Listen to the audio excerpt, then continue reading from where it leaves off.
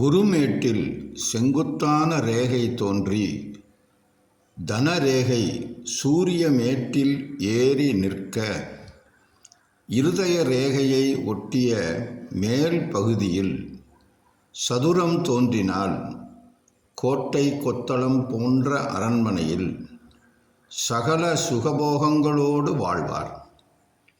இதற்கு சூரியன், சனி, குரு மேடுகள் தெற்காகவும் புதன் மேடு வடக்காகவும் பார்க்க வேண்டும்.